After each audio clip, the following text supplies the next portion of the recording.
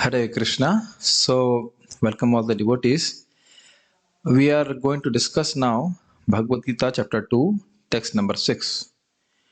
Arjuna was, in the previous shloka, Arjuna was thinking that even if I kill my relatives, even if I kill the relatives and enjoy a kingdom, that enjoyment will be spoiled by the blood of my relatives.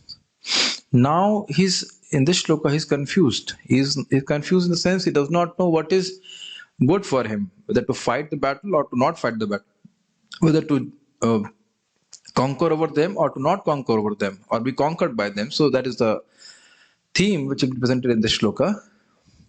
Na chaitad vidmah kataranno gariyo yadva jayema yadivano jayeyuhu yane vahatva najiji vishamas devastitaha pramukhe dharta rashtraha. So he says this, na cha aitad vidmaha. Etad means this, nacha, and we also do not know. Now this cha is linked to the previous shloka, where he's saying that if we enjoy a kingdom after killing our superiors, we will be enjoying the spoils tainted by blood of our superiors. That means by the sins of killing the superiors. So then he says vidmaha. Vidmaha means we do not know. We do not know. What do you do not know? Kataran nah gariyo. Nah again means we, and gariyo means better. Katarana means which one of them? We do not know what is better for us. Yadva jayema, that means we conquer them. Yadiva no jayeyu, or that they conquer us. We are not able to conquer them, or they will be able to conquer us. So we do not know what is better for us. Yaneva hatva najijiv shama. Yaneva. Yan here refers to the party of Dhritarashtra and Bhishmadev Ityadi, and say we do not know what the result of the war will be, so we are not inclined for fighting. But it's amazing that they are very much inclined for fighting. Yaneva hatva najijiv shama. Even if we kill them, we ourselves na jiji vishama. Jiji vishama means desire to live. We will not have any desire to live even if we kill them. Why? Because all those whom we have loved, they will all be killed after this battle. In this world also, we have heard this statement by a person, we do not have a desire to live now. Although they are not dying, they are not killing themselves, but say, nah, we don't have to have a desire to live. This world seems to be vacant for us. Why? Because their relatives have been killed by some misfortune or like that. We hear this statement. A similar vein, Arjuna is saying that what will be the use of the whole world for us, because all those people whom we loved for those whom we would have loved to have this opulences will all be killed. There will not be anybody to whom to show up all these opulences. Why you are saying? Te avastitaha pramukhe dharta rashtraha. That all those people whom we love, whom we adore, whom we exchange affection, pramukhe dharta rashtra. Pramukha means that dharta rashtra means refers to the sons of Dhritarashtra, and pramukha means that Bhishmadev and other superiors were there. So all of them will be killed because they are avastitaha, because they are here in the battlefield. So if they are killed, then what is the point of our living also? So this is the argument of Arjuna. Translation: nor do we know which is better, conquering them or being conquered by them. If we kill the sons of Dhritarashtra, we should not care to live. Yet they are now standing before us on the battlefield. So you can see an interesting development by a devotee here. He has put Krishna's photo, where in the commentary Krishna is speaking. That means Acharya is speaking through Krishna, that if Krishna would have given this argument, then what Arjuna would have given the argument. So you can see the blue color text is Krishna's words. The link is, even though you know that eating by begging is censored for the Kshatriya, and that your own duty is to fight, you criticize fighting. So Lord Krishna has expressed his, in this commentary, so to speak, if Lord Krishna would have expressed his wonder over Arjuna's decision, Shreyo bhaktum bhaksham api haloke. That for me to beg is better than fighting a war, which is actually most abominable because in no way a Kshatriya can beg. So Krishna is saying, why you want to do such an abominable thing? Why are you criticizing fighting? This is your natural dharma. Then Arjuna speaks, it's in red now. No, I do not know which is better for me, fighting or begging. So now this is an important point. When he says better for me, that is better for me as per dharma. He is a devotee of the Lord, so he will, in all situations, he will like to do something which is as per dharma, which will please Krishna. So he's not able to understand what is better for me. I am thinking that it maybe begging is better than me, but I do not know really whether fighting is better for me or begging is better for me. So he's confused. I do not know if it is better to give up violence and live by begging, or if it is better to fight according to my duty. Now, going again to the scene here, you see, Arjuna is not having a round table talk or round table conference. It's a time of emergency. He has to take a decision. He has to take the decision. We must remember that the bugles or the bugles, whatever you say, bugles or the sound or the kettle drums for the war have already been sounded. So there is no way stepping back. There is no time for conferences and meetings now. So that's why he's under supreme um, despondency or supreme lamentation. He's just completely confused what I'm supposed to do. Just like put yourself in that situation when we have to give a very important examination, and then how much anxiety we are in, and at that time any kind of confusion will be very much difficult for us to face the examination. Similarly, Krishna has put Arjuna in a situation where Arjuna is completely bewildered as to what he should do. And it's not that he has a lot of time to ponder over the matter. No, it was very difficult for him because the war, whatever you can say, the war kettle drums of war have already begun now. And I do not know whether I will be victorious over the Dhritarashtra's son or they will be victorious over me in the battle once it has started. This is also another argument. He was not knowing. He was in the last shloka. He said that even if we win over them, that victory will be tainted by the blood of the acharyas. Point number one. Now he says, and there is no certainty of victory also. Who knows that we will become victorious or not? Then Krishna speaks, but there will certainly be victory for you, situated firmly in dharma and having great prowess in fighting. So Arjuna is not only a powerful warrior, but a person who follows dharma, and that's why he is having these doubts, because he's quite confused. What is his dharma in this situation? It's very difficult. Many times, questions are asked, "What Prabhuji, what we should do in this situation? What we should do in that situation?" And if Shastra does not point out to that particular situation, then it's very difficult to recommend anything, because if a person does something wrong, then the person who recommends it will also be implicated in that act. So not only for the person who is in that dharma sankat, it is also a difficulty for the person who may be advising or counseling that person. We have to be very careful for that.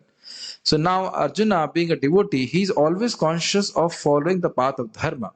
So that's what he's saying. That's why he's confused. Otherwise, from the point of Kauravas, or the Dhritarashtra's son, there is no confusion. So only a person who walks on the path of dharma, he thinks that every action what he does is responsible. He's responsible for every action, every word, every thought. So that's why he wants to do everything as per dharma. I will not desire to live having killed all of them, Yan, the sons of the Dhritarashtra, and elders like Bhishma, what to speak of enjoying the fruits of victory? Though we will be victorious, we will certainly be defeated in terms of the results, with no desire to live or to enjoy the results of victory. Thus, the superiority of fighting over begging has not been established. So he's saying that, okay, even if I am on the side of dharma, and this is Kurukshetra, Dharma Kshetra, so it will favor dharma, and even though I am very powerful because he had already defeated all the Kauravas in Virat Yuddha, in the battle of Virat, is still, he says that if I kill all the sons of the Dhritarashtra and elders like Bhishma, what is the point? if I have killed them, it is such a sin that the guilt of that sin will cause me to not live at all. So how can I enjoy victory? Just imagine if a person's heart is pierced by arrows. Can he enjoy food? No.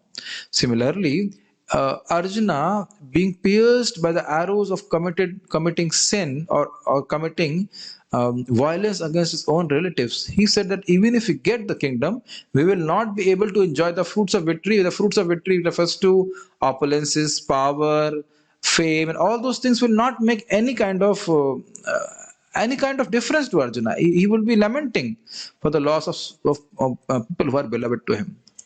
Though we will be victorious, we will certainly be defeated in terms of the results. That means, on paper, we may be victorious, but in reality, we all be defeated because we will not have any desire to live, or we will not have any desire to enjoy the results of victory after the war. Then, what's the point of fighting the war when we don't want that result at all? So, fighting is not good. Now, one should not really think that Arjuna is saying all this because of weakness of heart, and Acharya will explain here. Thus, such a verse as this shows Arjuna's qualification for Gyan, which is well known in the Shruti. And very nicely he will point out each and every shloka, how which of the qualities which will be mentioned in this coming shloka are found in Arjuna. Tasmadevam vichanta danta uparatas titikshuhu shraddhanvito bhutvatmani evatmanam pashet. Tasmat evam with means having spiritual knowledge like this. With means to know. Shanta, mind control. Danta, indriya, that means control of the senses. Uparatas, that means indifference to worldly enjoyment. Titikshuhu means tolerant of the dualities of hate and attachment, and then getting respect and not respect like that.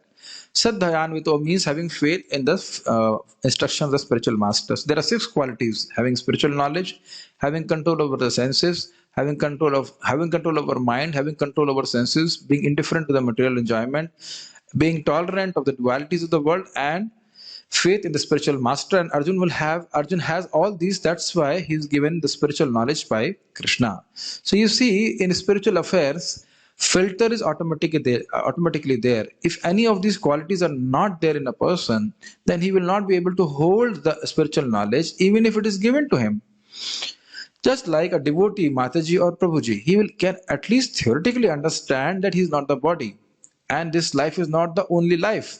But a person who's materialistic, whether he's a Prabhuji or Prabhuji Mata means man or woman, he simply cannot understand the spiritual knowledge because it won't be revealed to him. It will not make any sense to him because he does not have these qualities. Many times, some people say that oh, my father has died, my mother has died, and he laments. So what is the point? Because he's not controlling his senses, he cannot understand that nobody dies. This is a point which has been mentioned here, that a person who has the 6 qualities, he is qualified to see Krishna and his heart.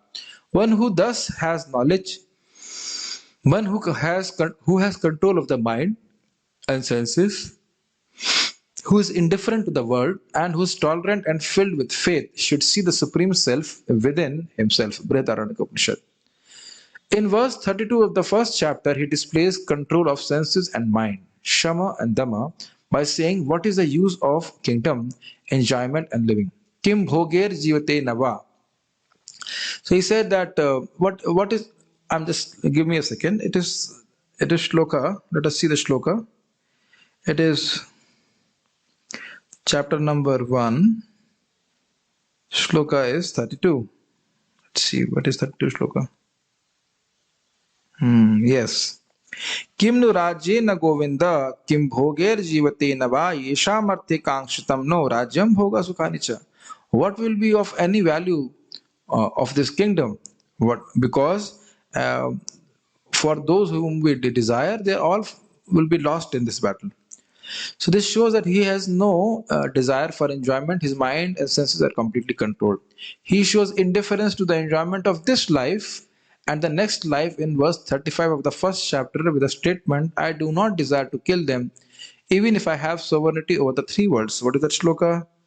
अपि त्रैलोक्य राजस्य हेतु किम नु मही कृते निहत्य धार्तराष्ट्रान् काः प्रीति सा Janardana. That even if I get opulences of three worlds, it will not please me, O Janardana. There is no point. And also, even if I get opulence of earth, and even if I get opulences of Swarga, I still will not be pleased. So those things are being mentioned here. This shows that he has a quality of being uparata. Uparata means being indifferent to the material world. When he says in the previous verse that it is better to live by begging, he shows his tolerance of dualities of nature, titiksha. Titiksha means tolerating dualities like hate and affection, and then sorrow and happiness, like that. So when a person becomes a beggar, as he had proposed to become a beggar, the person who was his enemy might have thrown arrows of very sharp words. Arey, you did not want to fight a war after being a Kshatriya, only name only. Now you have become a beggar to fill your belly. All such kind of things could not be tolerated by a Kshatriya. We must remember, they can tolerate an arrow in their body, but they cannot tolerate sharp words aimed to defame them or to disrespect them. That is the nature of Kshatriyas. So that also Arjuna is ready to tolerate, because he says that it would be better for him to beg than to actually fight the war. His deep faith in the words of the Guru will be shown in the next verse. Shishyasteham shadhimam tam prapannam. Then he says, I do not know what to do, and now I'm taking shelter of you. Just like a person who has disease, he goes to the doctor and he does not say, Doctor, how are you? I have a disease which I know, and I know also the solution for it, and my knowledge is same as your knowledge. Then the doctor will not prescribe anything to him. Similarly, when a person goes to the spiritual master, he doesn't present himself as a very intelligent person. Rather, he presents himself as fool. In this case, Lord Chaitanya Mahaprabhu was approached by Sanatan Goswami, and he says that Ke ami kene amai jara tapatray. I do not know why the threefold miseries are affecting me. I do not know who am I. Gram mein vyavhare pandit kari mani. But in the village relationship, people think that I am a very great pandit. But apanara hitahit kichu nahi jani. But I do not know what is good for me and what is bad for me. So please be merciful and instruct me. This is the mood of a disciple approaching the spiritual master. One does not have qualification for receiving knowledge if one is devoid of these traits, just as a lame person is not qualified for action. Very important point. Many times we ask, give me mercy, give me mercy, give me mercy, like this, as if it is a market vegetable. We must understand, if I'm really thirsty, and if I want water, the first thing which I need to have is a glass of water. It's not that I can ask somebody to put water in my pocket. All the water will leak. So before receiving this knowledge, one should cultivate these six qualities, and then person will be able to hold knowledge of Bhagavad Gita. Purport.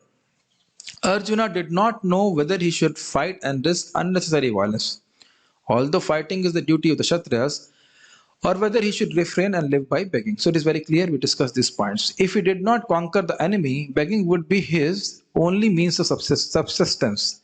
Nor was there certainty of victory, because either side might emerge victorious. So all those things are there. Anybody could be victorious, but in that process, so many people will be killed. Even if victory awaited them and their cause was justified. Why it was justified? Because the kingdom rightfully belonged to Yudhishthira Maharaj, although it was usurped unlawfully by Dhritarashtra and his party, his sons. So that means they were not the warmongers, but rather they were proper claimants to the throne of Hastinapur. Still, if the sons of Dhritarashtra died in battle, it would be very difficult to live in their absence. So now it is again interesting that how all these 100 sons, except Vikarna, they had insulted their wife, and still Arjuna is not able to give up affection for them, because that's the nature of devotee, that he does not hate anybody for that matter. So this is again a quality of Arjuna being manifested. Under the circumstances, that would be another kind of defeat for them. So all of them are killed, then what is the point of showing our opulence to anybody? All these considerations by Arjuna definitely prove that not only was he a great devotee of the Lord, but he was also highly enlightened and had complete control over his mind and senses. So I'm not explaining this because already we have discussed in the commentary how that he had Shanta is the quality of Shanta and quality of Danta. Danta means controlling senses and Shanta means controlling mind. His desire to live by begging, although he was born in the royal household, is another sign of detachment. It's not easy.